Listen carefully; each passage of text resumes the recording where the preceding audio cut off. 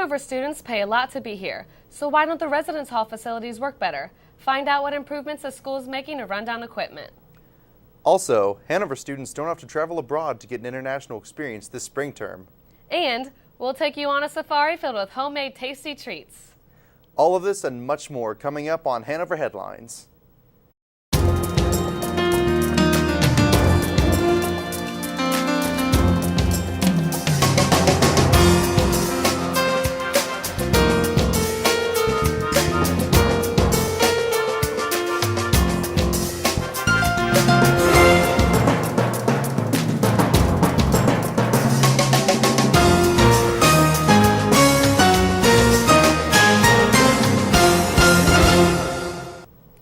Hello, welcome to Hanover Headlines, where we bring you the latest news on Hanover's campus. I'm Hannah Taylor. And I'm Carson Bailey. We're coming to you from the CFA studio to your cable network and internet devices. Hanover Headlines brings you the most breaking news that affects our students, staff, faculty, and community. First up, one of the biggest challenges that freshmen have coming in is having to do their own laundry. It doesn't make it any easier whenever the washers are defective and the dryers are broken. Cam Beach takes us to KP where he gets the dirty truth on the laundry situation. Have you ever heard of a washing machine that makes your clothes even more dirty than they were before? If not, visit Katharine Parker Hall, or also known as KP. We asked students who live in KP about their thoughts on the washing machines. I feel like the quality of their washers are not that great. They don't get the job done like a washer should, and the dryers put a hole in my clothes. So, no, I've never had a problem here with the washers at KP. Dryers, they're really shoddy. Maybe like 2 of them work, and then when they do work, they barely dry your clothes. Many students complain more about their dryers, but what they didn't know was that their water looked like this.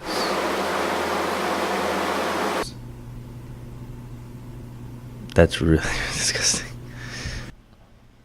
Wow. Apparently, I do have a problem with the washers after looking at that water. That's not clean at all. We even visited Lindsay at Student Life on campus, and this is what her reaction was to the water. That's disgusting. That's for the whites, too. Okay, and let me just say, when we aren't told that something like that's happening, I can't submit a work order. So unless somebody comes and tells me that that's happening, I don't know. Student Life plans on using this summer to fix every washer and dryer on campus and even push for brand new ones for next year. For Hanover Headlines, I'm Cameron Veach. problems like the machines in KP will hopefully get fixed before we get some new students next year. Some current Hanoverians are worried about the quality of the future students. Questions regarding poor recruiting tactics used by the admissions department have been raised. Valdemar Engel gets to the bottom of these rumors as he interviews Dean of Admission, Chris Cage.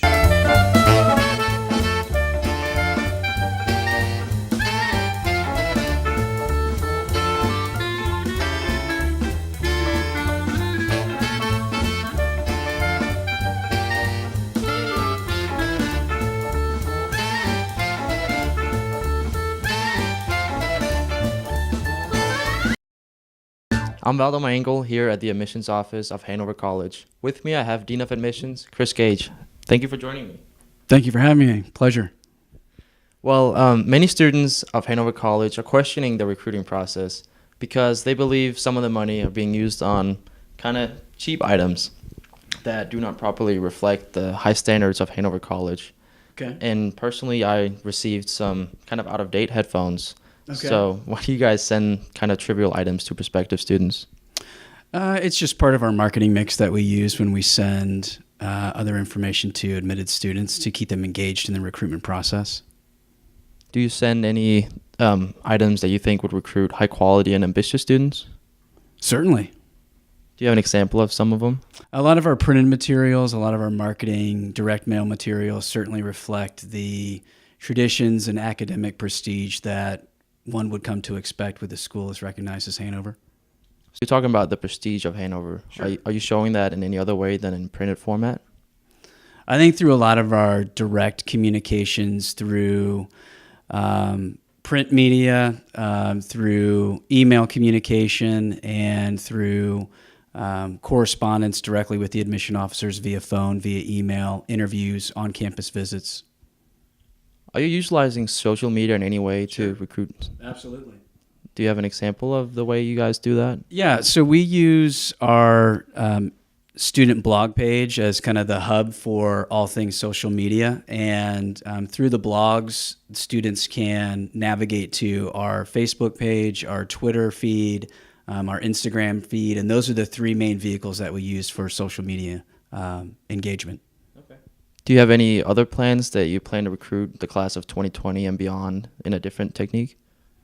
We're always looking for new ways to better engage the prospective students. It's a hyper-competitive marketplace for college admissions right now in higher education. We do text admitted students, but we're looking for ways that we can rethink that process to engage students at the applicant stage to via text. Okay. Well, thank you much for joining me. It looks like a bright future for Hanover College. Reporting from the Dean of Admissions, I'm Baldo Mangle. Studying abroad in spring term could be one of the greatest experiences in your Hanover career. More than 260 students went abroad this May, collecting stories and experiences that they'll never forget. Xavier Kraft brings us the story. Hanover's unique one-month spring term gives students who can't afford to study abroad for an entire semester the chance to do it for just the month of May.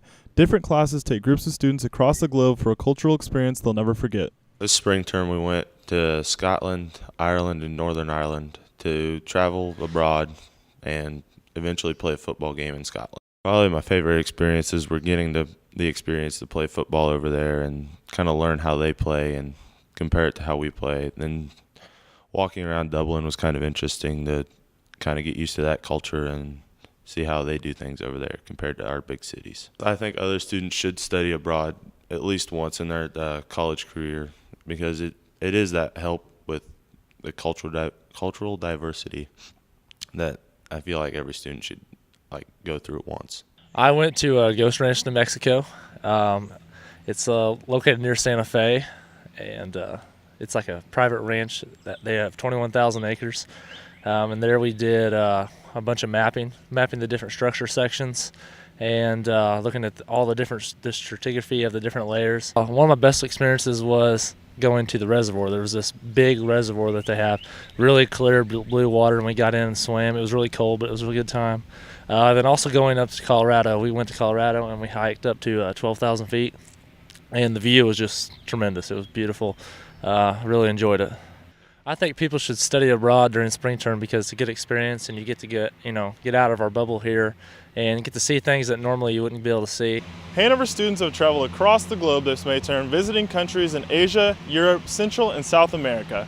Now that the term is winding down, they're returning home to share their experiences with friends and family. For Hanover Headlines, I'm Xavier Kraft. You don't always need to leave campus to experience something from a different country. Exclusive experiences define Hanover's spring term. This hands-on month includes many opportunities like visiting the Coliseum, shooting live television events, and learning martial arts. Reporter Alex Weisenborn looks into one of the international martial arts courses that Hanover has to offer. On one leg, set down cross-legged, holding ball, step to the corner, punch, circle the punch, cross. A great example of unique, hands-on spring term class is the Tai Chi, taught by Professor John Ahrens. I'm outside of the Tai Chi studio right now with Professor Ahrens. Thank you so much for being here today. Happy to be here. Okay, so Tai Chi is an art form that allows for moving meditation. Why did you decide to spend your spring term teaching this class? Well, I want the students to have an understanding of Chinese culture. It's an other cultures class, and Tai Chi expresses Chinese culture in a really deep way. So it's a really useful tool for talking about concepts like yin and yang and constant change and that sort of thing. I was able to observe your class, and your students put a lot of focus on foot movements. Having to correct footing crucial to properly learn Tai Chi. What do you have to say about that? Well, the feet are the absolutely important part of Tai Chi. You got to get your foundation right. It's the same with dancing, it's the same with basketball, it's the same with anything. If your foundation isn't right, then your movements won't be right. So we concentrate on the feet. We also see a lot of hands movements. How important are the hands? Well, these are the movements that if you're doing Tai Chi for health, these help direct energy in the right way. If you're doing Tai Chi as a martial art, these are the techniques. These are the joint locks and the strikes that actually make it a martial art. Do you enjoy the intense focus of teaching just one course during spring term? I love spring term. It is my favorite thing about Hanover College. I've done a bunch of different classes. I've done this one. I've done one on hard martial arts. And I used to take students to Italy for 3 weeks every other year. Spring term is a lot of hands-on courses. What do you think about that? I think that's a crucial part of learning, you know, and when the biology professor can take you out into the woods and you can stay all day because that's your only class, or when I can keep him in the gym for 2 or 3 hours, it's a crucial part of learning. It's a valuable adjunct to the other regular classes we do. Thank you so much for being here with us today. Thanks, Alex, for that look into Hanover's Tai Chi course. There are plenty of things to do outside of Hanover. Students who think there isn't enough to do in the area will find themselves pleasantly surprised when they visit downtown Madison. From tasty treats to interesting things to buy, there are plenty of unique places to find in Madison's quaint little town. Hannah Taylor reports from downtown Madison to tell us more about the places that you can go to. Good afternoon and welcome to Historic Madison. I'm Hannah Taylor. Downtown Madison is home to many local shops, boutiques, and restaurants. Today we go inside local businesses who say their products have a lot to offer Hanover College students.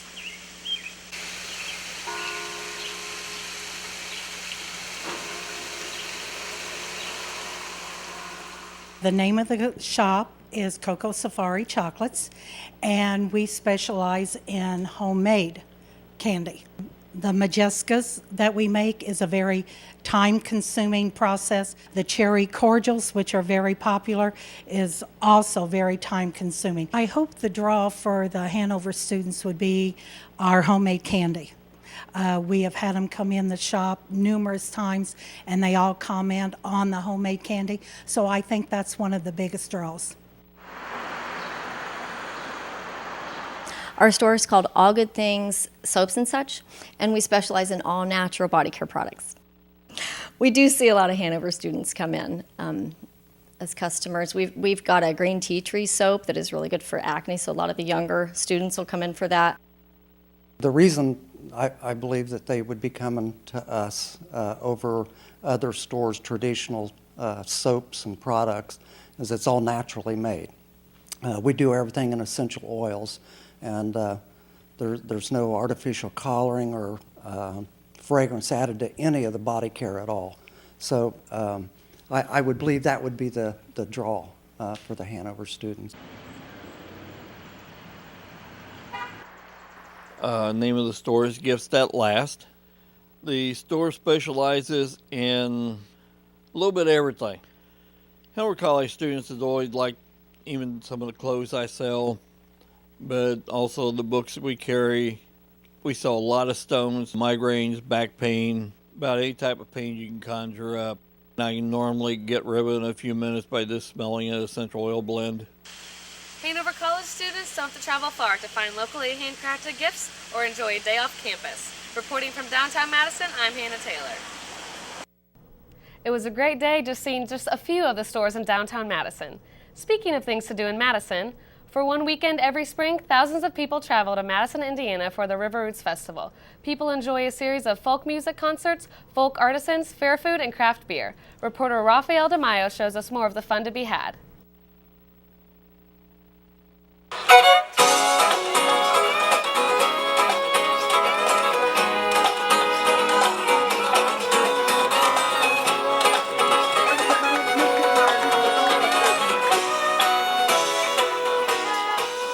For those that don't know about the River Roots Festival, this is a family-oriented event. It's about music. It's really about our roots as Americans. America is a melting pot of cultures. And so what Roots is all about is about the roots, our history and our culture, and bringing it all together into one cohesive performance event. We started this festival in 2006 as part of our festival series with Riverfest and Chautauqua and the Regatta. This is the baby of the festivals, but we're no baby anymore. We've grown, and now it's grown to thousands of people. Our headliners tonight are the Ducks on main stage and also the Wood Brothers. For the first time this year, we have 16 bands on 2 stages. So in 3 years, we've literally doubled the entertainment value of the festival. River Roots, besides music, is also a place for any kind of art. When you walk around, it feels like you're going back in time. You know, there's demonstrators there, there's the Arts in Action tent where kids of all ages can go and they can create art. We're supplying the art supplies. All they need to do is go in there and be creative. I make bowed instruments. I make violin family instruments. I'm spinning yarn from sheep's wool. Hand spun is just natural wool, and it's been spun by a person as opposed to a machine. For the first time this year, we've really connected with Hanover College. It's probably about 20 to 30 people between yesterday, Friday, and today from Hanover College that get backstage passes when they work, and they get a full weekend pass because they volunteered for a 3-hour time period. So I think our connection with Hanover College for the first time this year is stronger than ever, and it's finally becoming what I've always envisioned and hoped it would be. Overall, River Roots is a place that entertains all ages. From Madison, Indiana, I'm Rafael Di Maio. As the festival comes to a close, so does the presidency of DeWine. But behind every strong leader is an equally strong spouse. DeWine has been in the spotlight as the president of Hanover College for 8 years, but not many people know the story of her husband. Mike DeWine, our reporter Kara Hoskins, went out to meet the man behind our president. Mike DeWine can be spotted around campus talking to students, riding a golf cart, or eating breakfast at a quite peculiar place every morning with his wife, Sue DeWine, the president of Hanover College.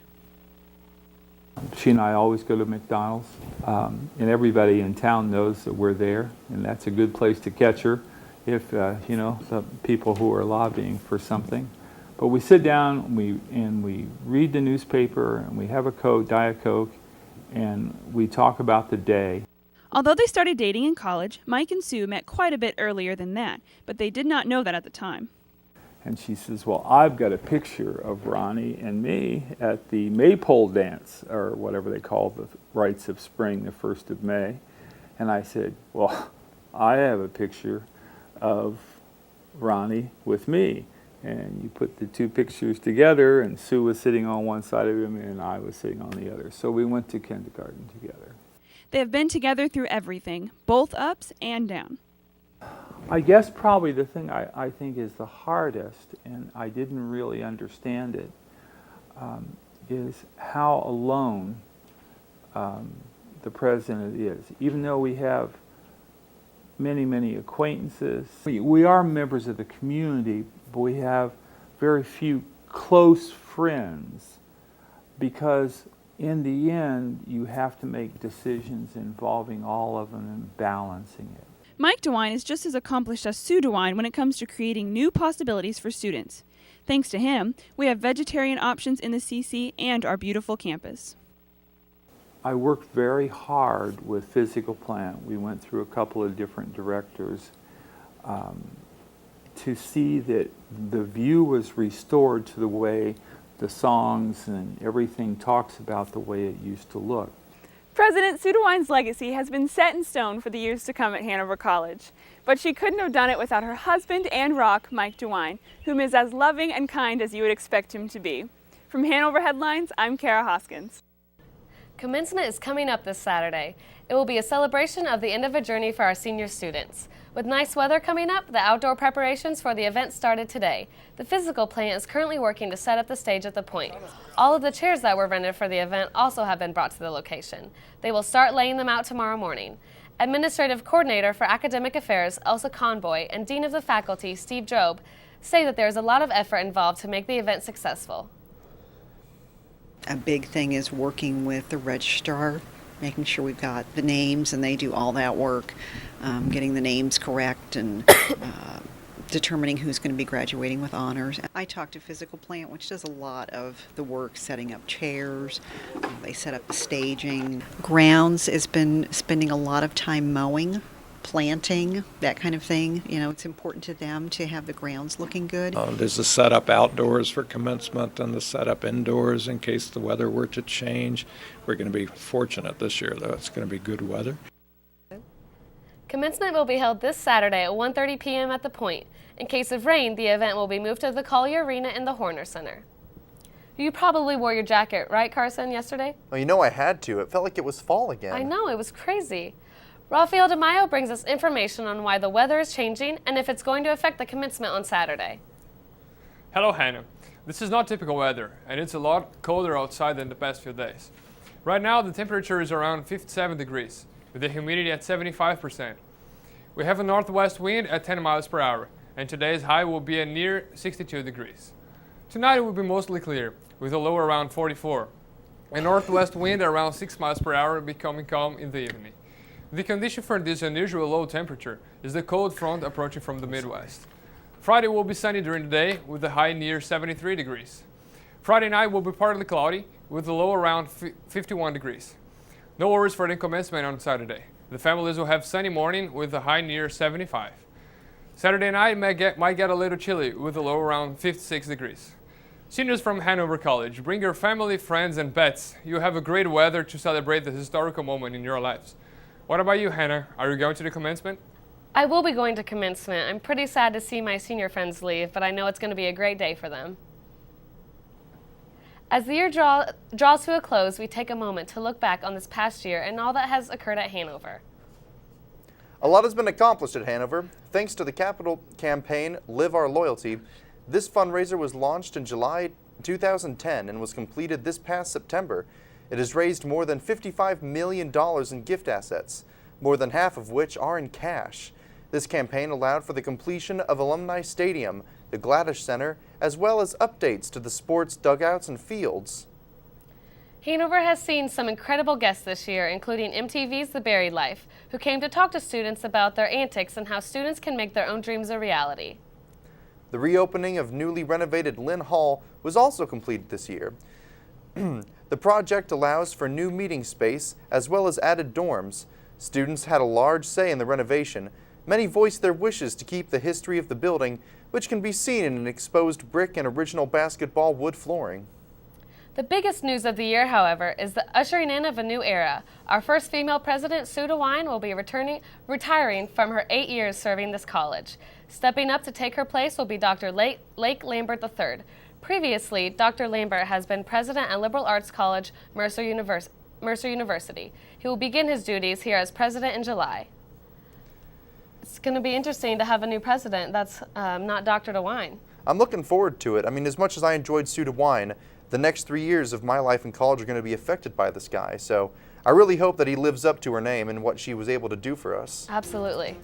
Well, that's all for this edition of Hanover Headlines. I'm Hannah Taylor. And I'm Carson Bailey. Thanks for watching.